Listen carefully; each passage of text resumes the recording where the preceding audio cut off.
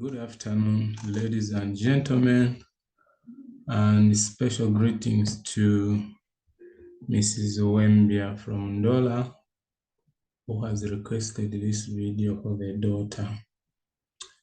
Okay, so we need to look at the flowcharts and the symbols that they use.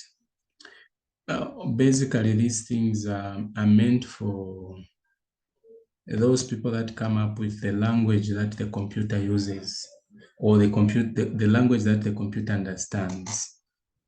So it's like before they begin to code or do the programming of that language, they would need to write down the instructions that they are going to follow. And those instructions sometimes are presented in a flowchart. So these are some of the symbols that are used in a flowchart. So like for the grade A, it's in our syllabus.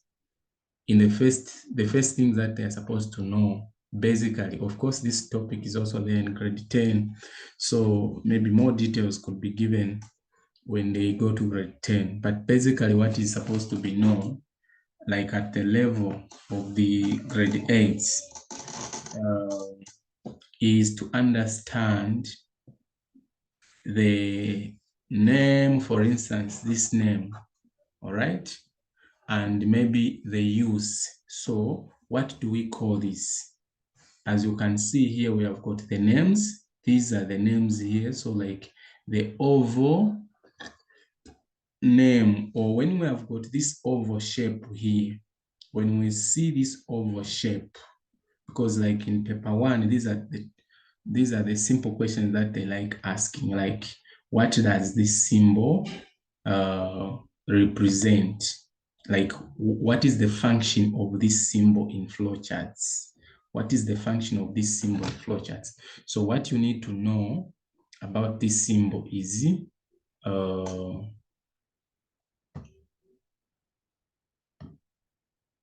what you need to know about this symbol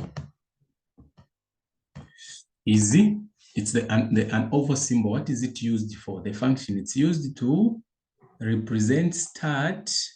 It's used to represent start and end of a flowchart. End, start or end of a flowchart. Sometimes they use the words begin or stop. It's one and the same thing, you know that. Okay.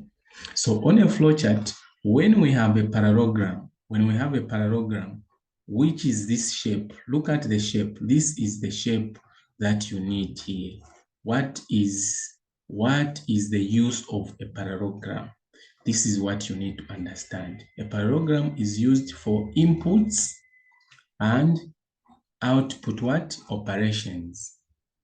Inputs and output operations. Sometimes the words that are used here are enter, or maybe also display here.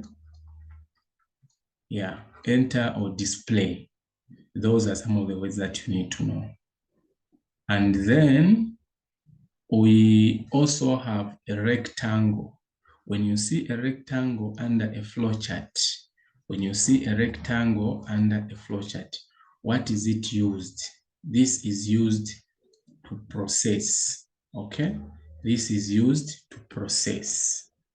Like the function is here, processing, used for arithmetic operations and data manipulations.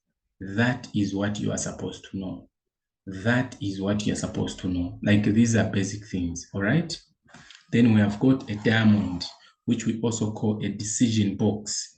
A decision box, what is the use of this? When you see this, what is it? So this is the decision making, like you have to make a decision.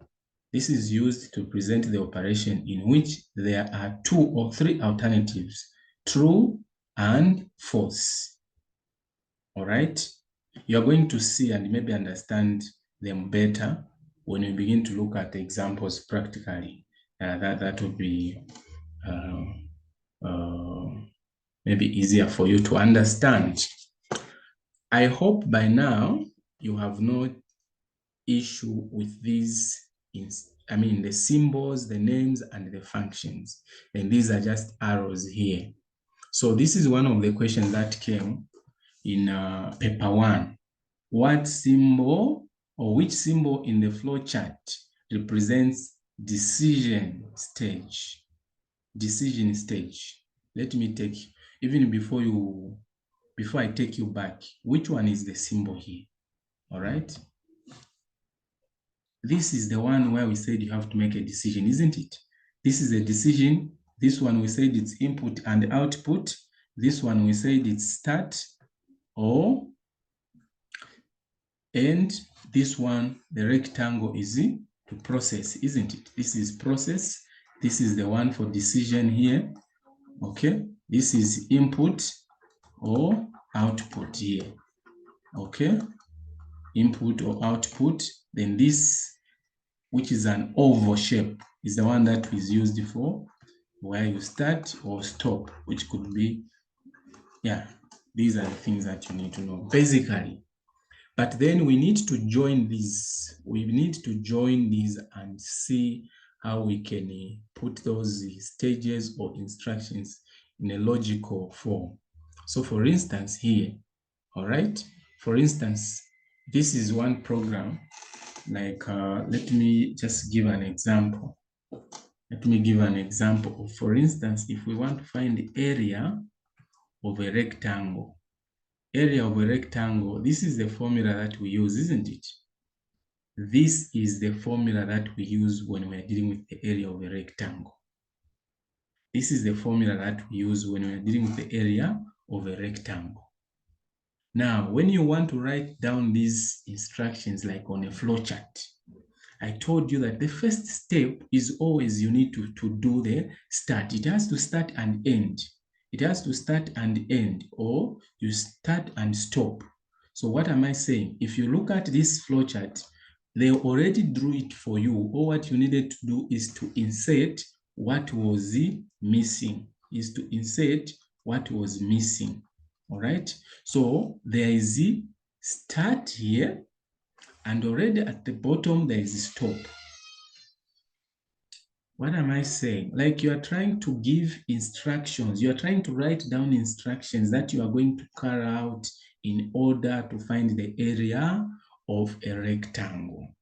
Now, we are saying we're not just doing that thing and now we've got instructions here. All right. It's like, just think of it even when you are doing an operation on a calculator or something like that. We start the process, and there's a point at which we enter, isn't it? Those characters that we're going to use. So now, according to this formula, at this point, we're going to say enter. It could be enter or input. What are we entering? These ones that we need to find area. We don't know the actual value. So we'll say L, enter L and B. Don't worry, you understand better when we look at enter L and B. Then look at what is it that is guiding you here? The symbols that are being used here, the symbols. Now, what symbol do we have here? This symbol that we have here is processing. The processing, that is the point at which we are going to do the what? To show the processing or the manipulation of data. So what is it that happened here? This is L multiplied by B. This is what we need to do in order to find the area. So how do we show that here? We are going to say L. This is what we use an apostrophe here to show multiplication. B. When we punch these things on the calculator, what are we going to get? We're going to get the area. We're going to get the area. That is why at this point now we have what we call print area. It could be output area or display area or show area. After you have found the area, what do you need to do? You stop. You stop. Are we together? I hope you are getting it. I want you, Mrs. Wembia, to explain to the girl nicely so that as she's writing tomorrow they are writing paper 1. So there will be a very simple question for tomorrow. Paper 2, that's where maybe you find such. Yeah, but I hope you are getting it. Okay, I hope you are getting it. I hope you are getting it. So this is what you're going to do. All right. So I will do the rest of the questions for paper 2 in the next video. I hope you got it on this one. All right. If you did not, please send me a message on WhatsApp. I will be able to get to respond to you. This is my, send a message on WhatsApp. I'll respond. Mr. Mbondo or Mr. Chaumba, whichever. All right. Yeah. Thank you very much. I'll be sending another video also where I'll present more questions on this.